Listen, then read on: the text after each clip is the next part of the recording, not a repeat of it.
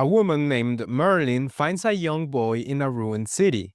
The moment she sees him, she thinks that with him they can win. They can defeat the demon lord. So she takes him in and begins training him in various types of magic: fire, water, wind, and snow. He clearly has potential.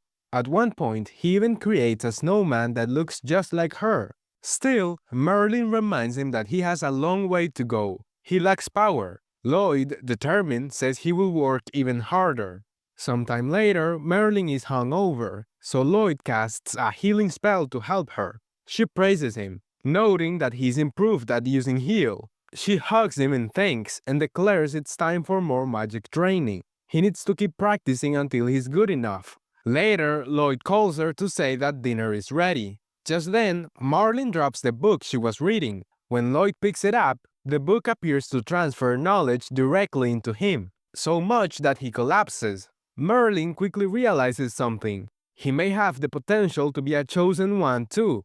If that is his destiny, she's determined not to let him make the same mistake she did. He must never grow overconfident in his abilities. Never. The next day, she explains that a white mage is someone who uses supportive magic to help others. Then she demonstrates her own magical abilities for him. Of course, their training includes theory as well.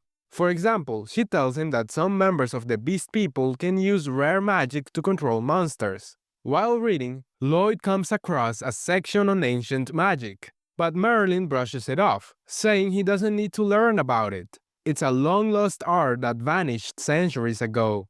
She also teaches him about magic stones, crystals formed from concentrated mana. Their power is so strong that they can transform nearby objects into magic stones as well. Back in practical training, Merlin points out that he is still inexperienced. He must never slack off. To drive the lesson home, she blindfolds him and takes him deep into the forest. There, she hands him a small knife and tells him to return home within a week. He has to survive on his own using only his magic. There are countless beasts in the area and Lloyd panics. He realizes he cannot fight monsters with a white mage's spells, so he will have to run from them all. Also, their house is incredibly far. During the day, Lloyd travels around searching for food, mostly fruit. At night, he experiments with magic circles, adjusting them slightly to boost specific traits. Sometimes, he focuses on enhancing the strength in just one finger, reducing mana consumption, improving his detection spells to better identify edible plants, or increasing his running speed.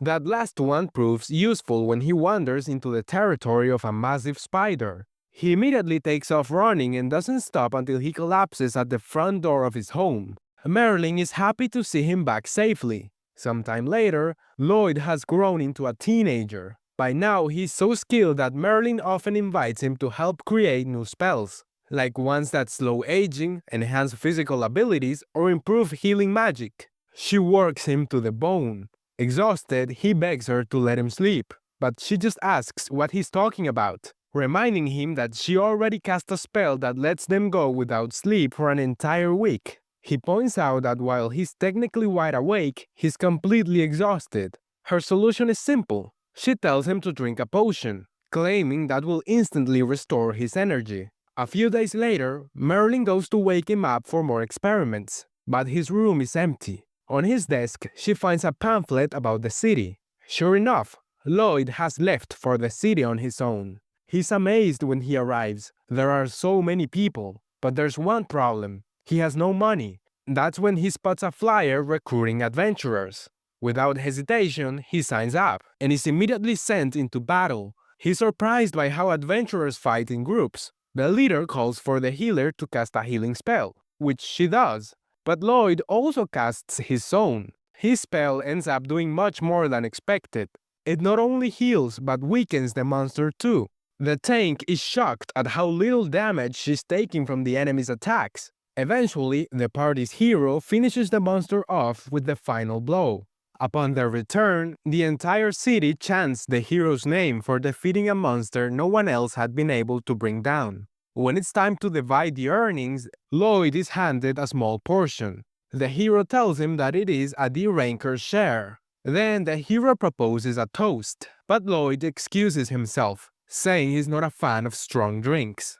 Some party members grumble about his attitude, but the hero waves them off, saying there's no need to worry. Any white mage will do. They are not much use in combat anyway. That night, a man named Will visits Merlin and informs her that Lloyd has joined the hero's party. She's pleased. It was about time for him to experience real combat. As long as he doesn't become overconfident, he has nothing to fear. She's determined not to repeat past mistakes. Back then, the Demon Lord had sacrificed himself in an attempt to steal a powerful book of spells, taking Merlin and her party down with him. But one of their comrades used ancient magic to bring back everyone the Demon Lord had killed, at the cost of his own life. Later, we get an explanation about why Alan is known as the hero.